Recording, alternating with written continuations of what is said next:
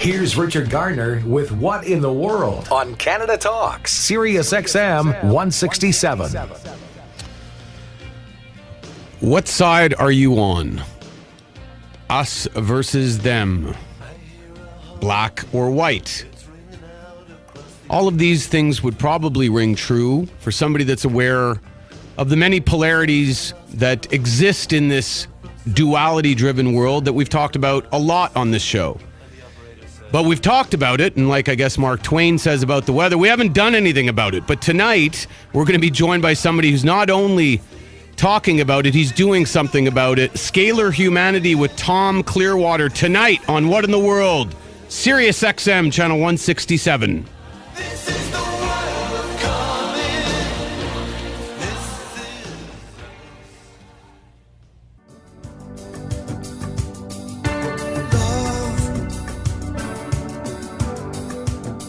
I get so lost sometimes. This is What in the World on Canada Talks, SiriusXM 167. And welcome back to the show. It is that time of year again. If you remember last year, we dedicated a few shows to promoting the first year of the Modern Knowledge Tour. Chris Rusak, Dave Whitehead, behind that really seminal work here in Canada. I mean, these things happen, conferences happen certainly around North America and have happened for a while, in some cases decades. But in this case, the Modern Knowledge Tour really bringing together thought leaders in multiple different areas to really start to mobilize the people who are out there, I guess, kind of feeling like they're on their own to a degree. A lot of us out there, sort of seeing the world that exists and feeling that sort of niggling, this ain't it. Well, if you've been on that path and you've been sort of studying and reading and watching documentaries and all of those different things, you've arrived at a point where you feel that you have enough information, let's say evidence, that this ain't it. But how do you go to the next level? Modern Knowledge Tour has been, I think, crucial in helping people understand how to come together and also sort of sifting through some of the non-information, disinformation, and real information.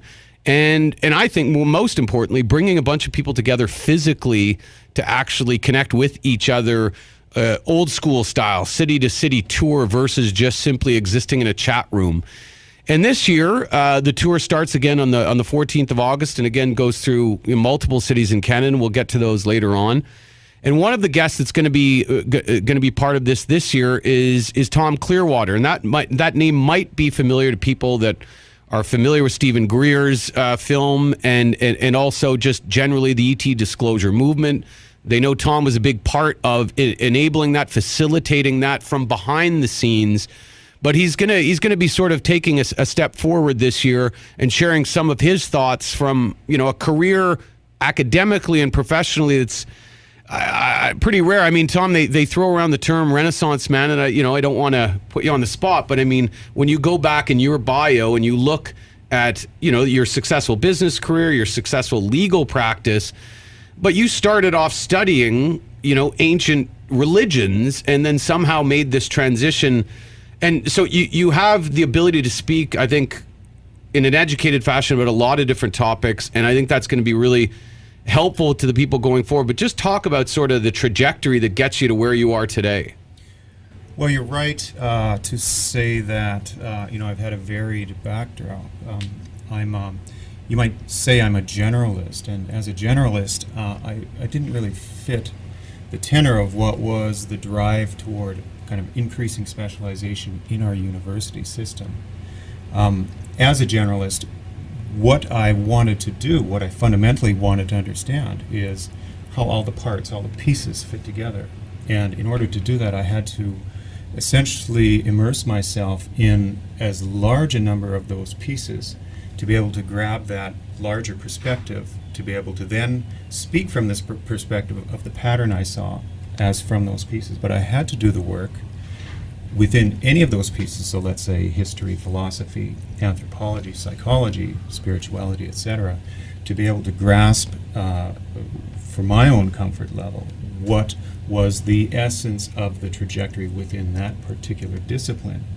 Then to be able to, with some comfort, knowing that I had done enough work in that regard, to then be able to survey the landscape, as it were, between the various functional disciplines that I found myself immersed in.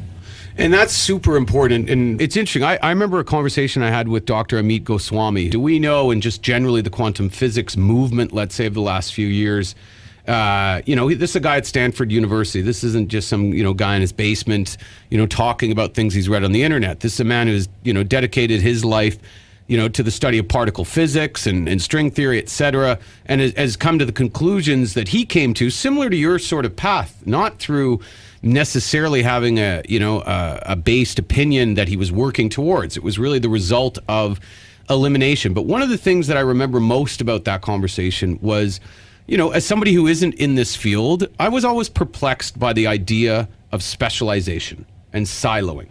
You talked about this trajectory of generalization from the outset. And to me, even at the medical level, I could never understand how, the ear, nose, and throat doctor didn't know anything about genes, or didn't know anything about blood, or the blood person didn't know. And because when you look at certainly the body as a holistic thing, you can see clearly that siloing actually prevents you from making better decisions. And then when I asked Dr. Goswami about the sciences, I said, is it just me, or was this done deliberately at some point to sort of put people, put blinders on people and say, okay, you're a chemist, you don't know anything about physics. You're a physicist, you don't know anything about history. You're a historian, you don't. And ultimately, you have all these very narrow opinions. And it seems to me that if we were to start education over again, wouldn't the way you did it be the way to go? Well, I think if you're speaking in terms of the natural developmental pathway of an individual is going to follow what feels right for that, the particularity that individual embodies. That can only be done on an individual basis, kind of finding what is meaningful for that person in the manner that person requires. And for a lot of people, that will bring in, let's say, a more right brain perspective, which is a connection-making perspective, rather than this kind of fracturing, single-mode educational system. You mentioned medicine and healthcare. Well, the word health means whole, and a whole is basically a patterning of a macro patterning of the parts, and you cannot get to that patterning if you are just sitting within a given partialized field. It's not possible. And so you see from, let's say, news sources about various forms of scientific so-called interventions in people's lives medically, that a lot of these are hitting a wall of failure in important regards. And it's, in my opinion, the reason is that they are missing entirely the relatedness between the various kind of sub-disciplines that they're progressing with. It's interesting to me because you mentioned pattern, right? And I don't know if this was just a sort of an inherent thing in you that sort of drove this methodology, but it's interesting because when you say that, I envision zooming out, right? Yes. So when we're super in something, let's use the Chris Rusak in here shooting. Actually, Chris, what's the in South America, you look down those. The insect the and Nazca lines? The Nazca lines, thank you. I remember somebody talking about the Nazca lines, which, have been talked about a lot in, Eric von Daniken's work, that if you were walking, and the reason the Nazca lines were never noticed before were because pre-flight, if you were walking along the flat ground, you wouldn't have noticed the patterns. But once we were able to sort of go skyward and look down at a bigger picture, you were able to notice all these unbelievable images that had been, left there. And that's another conversation for another show. But again, from the standpoint of a narrow or a broader perspective, the ability to sort of zoom out and look at everything, to notice patterns, because isn't, at the end of the day, and this is why I'm really excited to talk about scalar humanity and all of this, isn't at the end of the day the sort of solution to what this is all about is identifying these patterns and then having the ability to then work with those patterns going forward? Well, yes, that's an essential component of getting out of the box of what has been this educational kind of straitjacket that people have put on themselves, essentially. It's important to recognize that, yes, each of these disciplines is important in its own respect, but absent that, as you said, view from 50,000 or 100,000 feet, where you can actually see the patterning amongst all the various kind of minutial little parts down below. That patterning is essential as a feedback loop for understanding within any of those disciplines what that discipline might mean in its larger respect, because everything is always working all the time, regardless whether you know it or not. And if you're in a discipline where you are, learning, let's say, X, and you think X is factored by, Y and Z only, you're going to be lost, because all of the other letters of the alphabet are bearing upon X just as much as Y and Z are, even though you're not aware of that. The fact is that everything bears upon everything. And in a holistic point of view, you develop a sensitivity to those kinds of dynamics, learn to back out, pull out of stream of the particular given discipline in question, and then to be sensitive to what might be an influence in this context for this particular discipline or issue that you're dealing with. All of that comes through what I would characterize as the more right brain, out of stream approach that can look down, see the patterning, and see how, let's say, an idea from within a given discipline might be incoherent with the patterning, in order to allow the person to then go in and change that. Well, it's interesting. We were familiar with the mapping of the human genome a few years back, and how important that was in understanding genes, etc. Most recently, the mapping of the brain. I'm guessing that at some point, for us to be able to sort of prove irrefutably the interconnectedness of life, somebody's going to have to map the interconnections, literally all the nodes, the A, the X, the Y, the Z, and Tom Clearwater might be the person that could get us there, because that map would be, I think, the catalyst for a whole new era of evolution going forward, one of interdependence versus this idea of isolation and separateness. We're going to talk more about that after the break. It is What in the World, SiriusXM Channel 167, Canada Talks. Everyday people, yeah.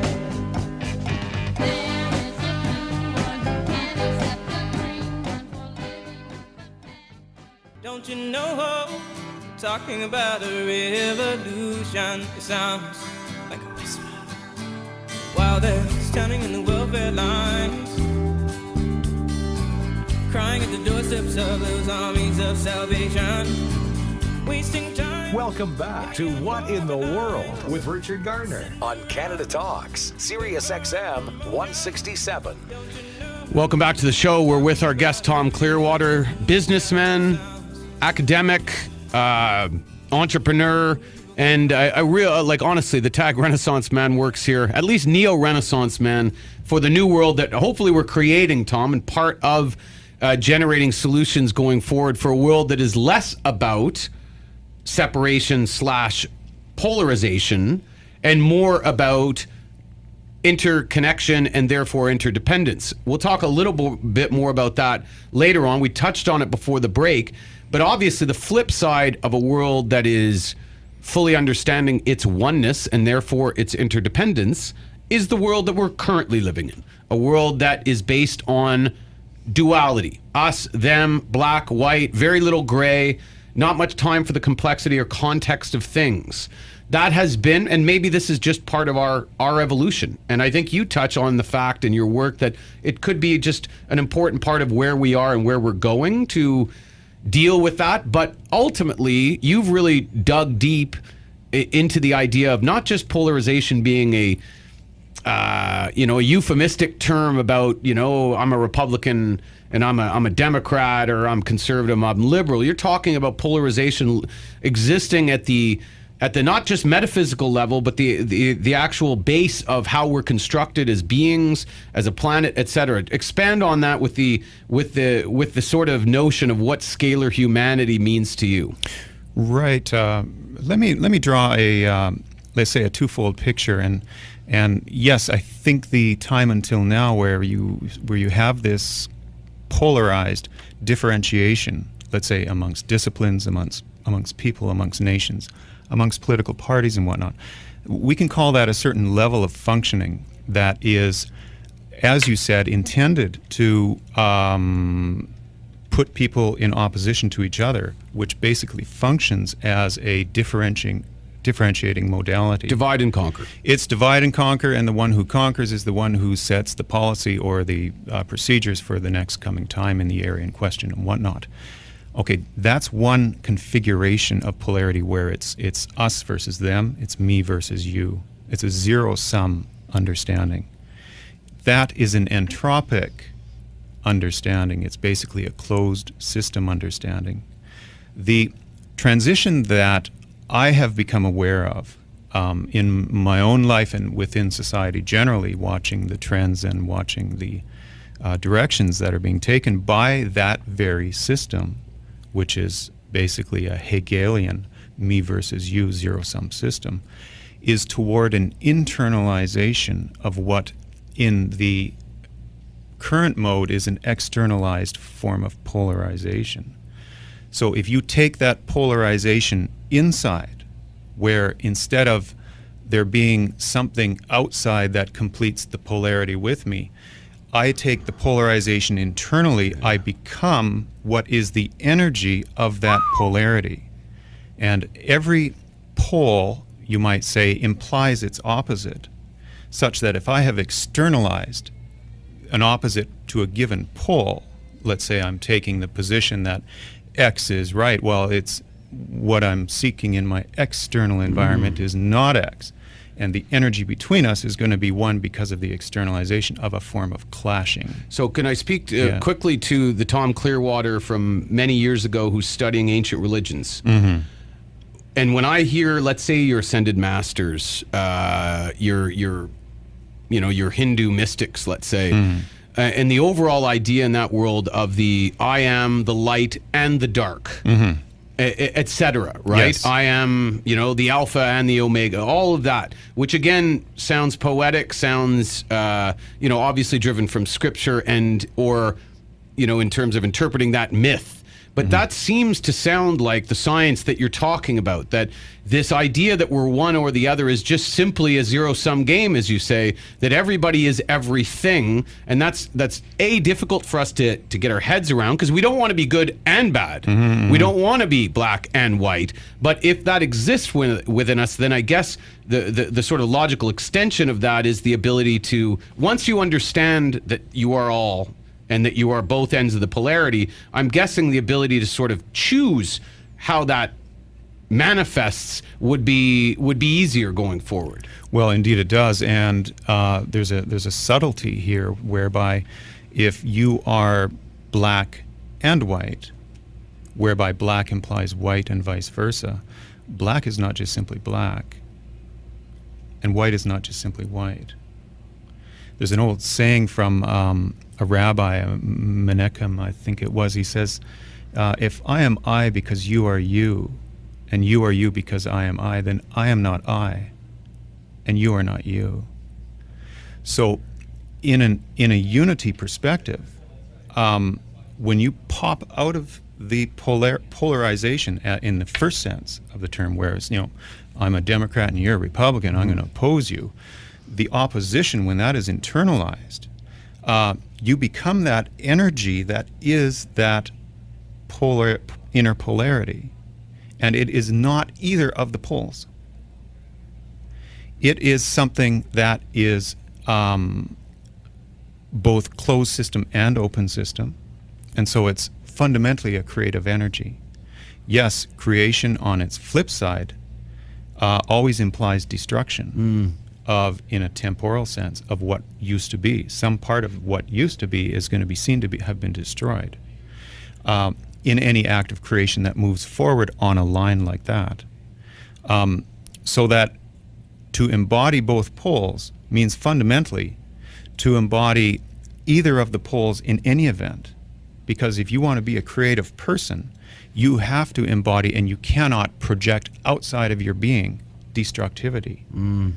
You have to come to terms with the fact that creation, movement, growth, development, call it what you will, is necessarily an act where something actually really changes. And that word change implies destruction. And so, yeah, it's birth and death. Birth and death. It's a process whereby there are always the two poles. And yet, death doesn't mean death as it would mean when it's externalized and you're afraid of it and it's chasing you. It is more along the lines, in my own experience, of completion, where it's as if a line meets itself finally as that line to become a circle. And so the fear drops. The fear is gone. For my part, I virtually have no fear of death. I went through a time in my early life where I was in my late teenage years. I spent 2-3 years just deathly afraid of death. And I dove into that with the kind of typical abandon that I dive into everything.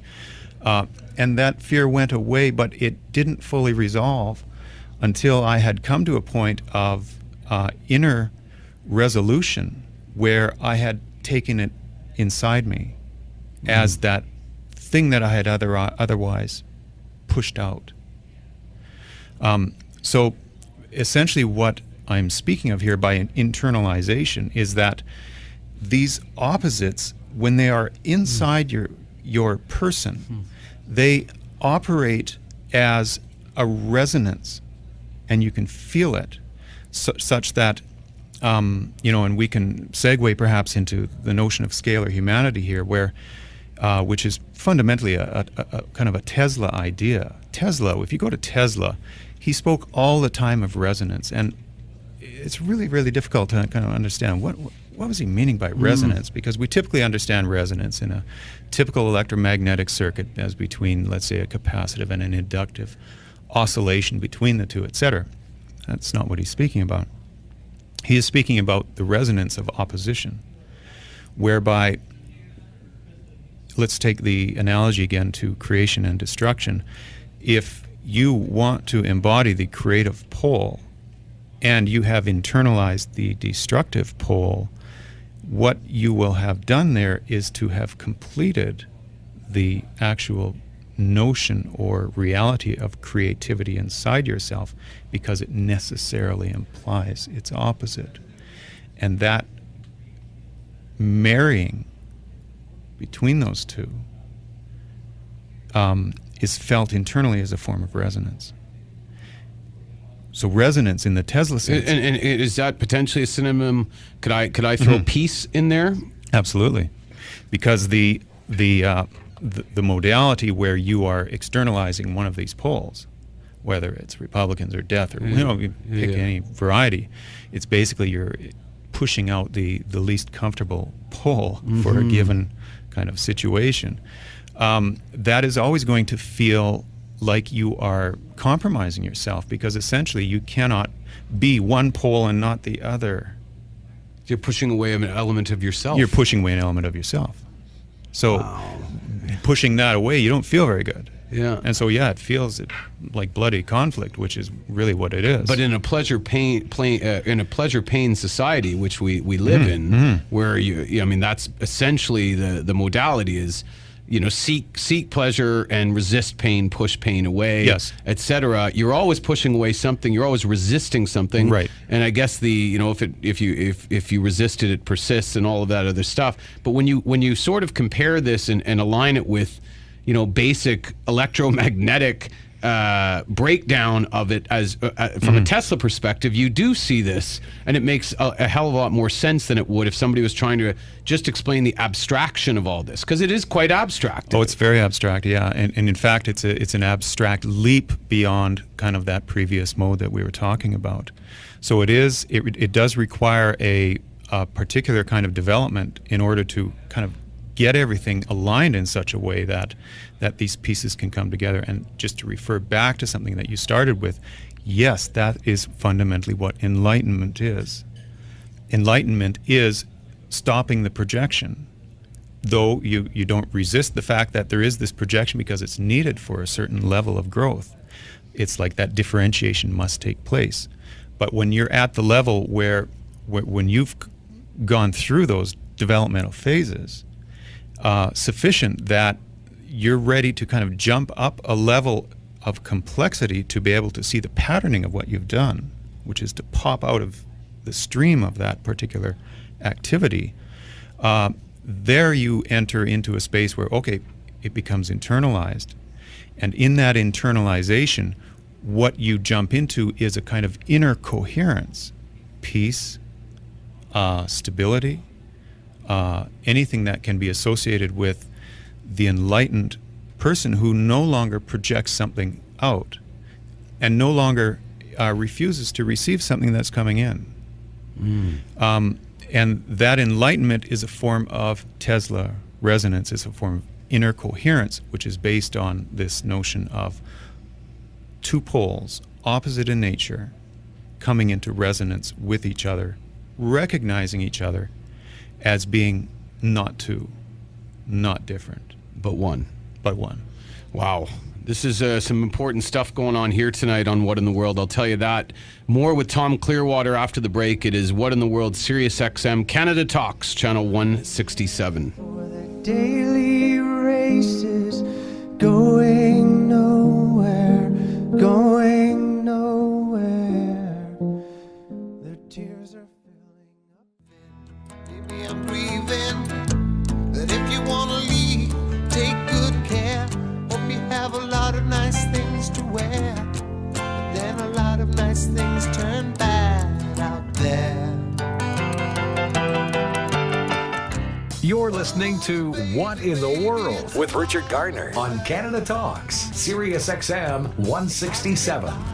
Our guest tonight, Tom Clearwater, businessman, academic, future author, I'm guessing, and somebody you're going to be hearing a lot about. And if you've listened to the first part of the show, you're probably aware, as I am, that we're stumbling into some territory here that's potentially revolutionary, because a lot of these different, and ironically, considering what we're talking about, Tom, a lot of people in different silos going at things, whether it be consciousness or Tesla studies or metaphysics or whatever it is, quantum physics, again, possibly repeating the same mistakes that the former, pedagogy type thing was doing, which is, all these silos. And now somebody like yourself comes at all of this from a 60,000 foot perspective and starts to see how this actually connects. And this idea of oneness, at this point, a concept, an idea, is infinitely closer, it seems, when you're talking about this idea of the polarities existing internally. And it takes the whole externalization of everything out of the equation, and you're understanding how somebody could be balanced, let's say, for lack of a better word, at the individual level and at the macro level. I'm guessing all of these things are transferable. You're talking about this with the individual. Clearly, you're talking about this at the macro level, I'm guessing. Yes, and you're right to say it is revolutionary in the sense that it is a change in the paradigm from what is essentially a linear temporal frame of being or model or understanding into a nonlinear, by which I mean a circle plus line perspective, which has internalized opposition, no longer externalizing, as you said there. So the transition out of linear into nonlinear is a huge transition, and society has in certain kind of small respects thrown a few green shoots up in terms of this new perspective coming, but basically where we are headed is for the tip of the pyramid of humanity to peek through into that nonlinear perspective, which is going to generate a hole in that membrane, as it were, and there's going to be a lot of people coming through as the cumulative effect of this change really starts taking hold in society. And there are all sorts of angles a person could approach this from. You can see in the financial world, which I have been following intensively for the last 10 years at least, you can see the linear system has gone essentially parabolic. So the denied circularity, as it were, within the financial system, which is a linear, accumulative, interest-based system, which exponentially along that line, that line eventually curves upward, and when it curves upward, everything starts coming to pieces because the entire system is heading toward a nonlinear transformation of that linear system. It's going into a chaos node when it hits that circularity. That is, in essence, how people develop from within that linear system. And you can see it in all sorts of ways, like people have a midlife crisis. So they press something down in their life. They say, I'm going to work. I'm going to do this. I'm going to, be successful in this manner of career. And they press all sorts of things down. Well, none of that stuff disappears. Anything that's repressed, because we are in fact not entropic systems, but we are in fact negentropic. We are over unity systems. We are here. We are the evidence of over unity itself by simply the fact of our existence. Whenever you repress something, it's down there gaining a little more energy, and people know this from their experience. If I feel angry and I repress it, it's like the next time that comes out, it's going to be, the X amount of anger I previously experienced plus one. Hence the disproportionate right, and so nature of it. Yeah. That's right. And if you got a lot of pressure that you push that anger down every time, it's going to come up parabolically someday, and you're going to go postal. Well, that's just linear process going into a nonlinear mode. Eventually, the circularity pushes through and comes in as the kind of over unity energy that has built up and is going to drive a hole through that pressure point that you've been placing upon it. What does that look like to you? I mean, I'm not asking for projections on time necessarily. We don't need to be in the prediction business on 10 years, 20 years, or whatever. But what does that?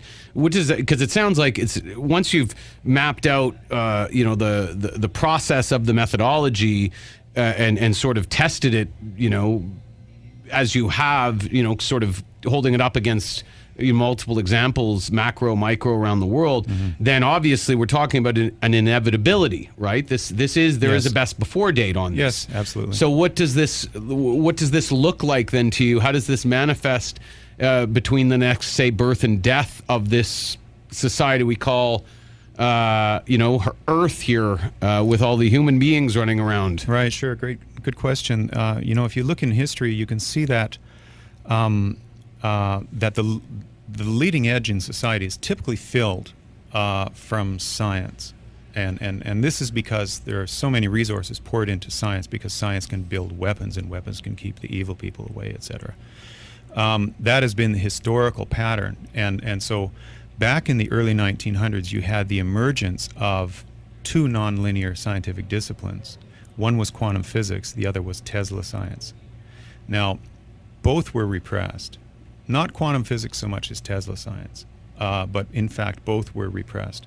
So we've had well over 100 years of that pressure bearing down upon this emergent change, which peaked into manifestation in the human society back in 1900, when Max Planck understood that there's a quanta associated with any manner of change, and when Tesla tripped over a discovery that eventually changed his entire understanding. That was approximately 1900.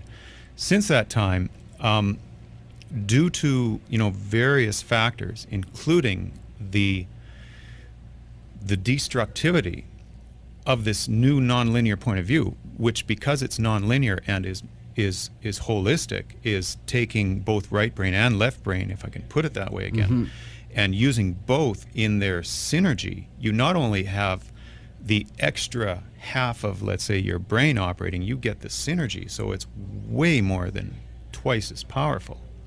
If you compare, for instance, quantum physics to Newtonian physics, you're looking at a magnitudinal leap in power. And because, for instance, society wasn't quite ready at that point with these physicists leading the cutting edge, bringing that into society, because society wasn't ready, there was a necessary repression of, and particularly Tesla technology, because Tesla technology is relatively simple when it comes down to it. But we've had a repression for 100 years. So I would say, with the internet having basically unplugged some of those plugs in the dam, that, and if you look at the nature of parabolic climb, most of the activity on a chart that goes parabolic takes place in the last 3 to 4%, and we're in that last 3 to 4%. So is that why it feels? I mean, I know this sounds like maybe an idiotic question and oversimplification, but I really absolutely feel that time is accelerating right now. Oh yeah, absolutely, because the meaningful change of relations, which is our subjective experience of time, has become sequentially much greater in a given so-called unit of clock time on the wall. So the experiential amount of change in a given minute is much higher now. Yeah, I mean, it certainly feels like. Are you a singularity person? I don't so much mean Kurzweil singularity. I more mean Terence McKenna's singularity. Do you believe this is all sort of coming to one particular point? In a certain respect, yes. Part of me says yes. Part of me says no, and I'll define what I mean by both. Yes, in the sense that whenever you have a change, like for instance from linear to nonlinear, that's a binary leap. Like nonlinear virtually has nothing to do with linear. There are process determinants that enter into kind of what linear used to be is now nonlinear, but the actual field is so fundamentally different. I've used the analogy in the past that the actual experience of going into nonlinear is you've never seen above the surface of water, and you come from the ocean's depth, and very, very slowly you're coming up, and pretty soon it's starting to get a little lighter. And it gets a little lighter, but then there comes that point where you break the surface. That's huge. Compared to everything you had experienced previously, the world is completely different. So in terms of the actual transformation, in terms of what we're doing, yes. In terms of what needs to be kind of seeded into society so that people don't starve because the economy falls flat, because we're entering into everything changes. The whole economy is going to change. Our finance system is going to change. We're not built for that level of quantum leap evolution, I'm guessing. Yes, we're not. Societally, we need some time to be able to pattern it out from that change that will actually occur interiorly inside people first. Would you guess, I would guess then that whoever the people that say, quote unquote, on the other side of things, who people might surmise, are controlling things, might be, in their defense, and I don't mean I'm defending them, but their justification might be that we're not, yes, the information for disclosure is out there, yes, it is whatever, but unfortunately, we can't take such a massive, singular change at one time. It needs to be sort of seeded in. I wouldn't be surprised if that would be the defense. We'll talk a little bit about that on the other side of the break. And finish up on Modern Knowledge Tour. It is What in the World, SiriusXM channel 167. Things are gonna get easier. Ooh, child, things will get brighter. Someday, yeah, we'll put it together and we'll get it undone. When time stood still, eagle flew out of the night. He was something to observe. Came in close, I heard a voice. This is What in the World on Canada Talks, SiriusXM 167. So welcome back. It's our last segment with Tom Clearwater, and we'll talk a little bit about Tom's role in Modern Knowledge Tour. And certainly if you're in Canada and the ability to attend in person, should be pretty exciting. We're going to get the dates. Chris is going to actually jump in with us and sort of give you a lowdown of what to expect as well. Tom's going to be speaking at one of the events, Tom, or multiple events? Just one event in Toronto. In Toronto. But as far as our conversation today, and I'm hoping future conversations, to to say I don't say this a lot would be easily supported, because we could go back and check the audio evidence. But I really think that I'm sitting in front of somebody that might have really cracked a nut here, and that's, I guess, an unsophisticated way of saying that it's rare that you really feel that there are breakthroughs that are tangible and ultimately something that can catalyze a tipping point, a shift, a paradigm shift. We talked about this earlier. Whatever it is that you're doing, Tom, in this field really seems to me something that is bringing together a bunch of different things that people have been looking at and studying in silos, and maybe crystallized it in a way that is that necessary ingredient for us to be able to truly evolve consciously, according to the real laws of the universe, which are probably closer to what you're talking about versus the kindergarten level that we've been operating at in this sort of us versus them duality and separation and all these other things. Matter is the only evidence, et cetera. All of these things that are coming closer and closer to their best before date. Having said all of that, what then do you do with this work going forward? Because I would say that there's a responsibility then for you to sort of go out and start not just synthesizing the work, which I'm guessing you're going to continue to do, but now communicating it and sort of spreading the word. Right. I think you're right. The what people need from, let's say, someone like me who has done the kind of examination I've done over time, and it's been a long time. I was in university for, including law school, for something like 13 years, chasing kind of fundamental questions I had about the universe. I didn't care what the curriculum was. I just took courses as I saw fit to answer those questions. I'm quite an intense personality, so everything I've done has always been with the gas pedal pushed to the floor.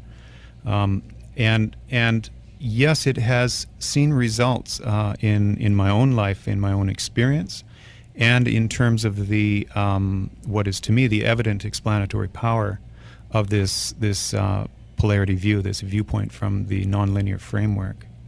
And there are ways that this can be presented to people that I can foresee that can be helpful to them in terms of their kind of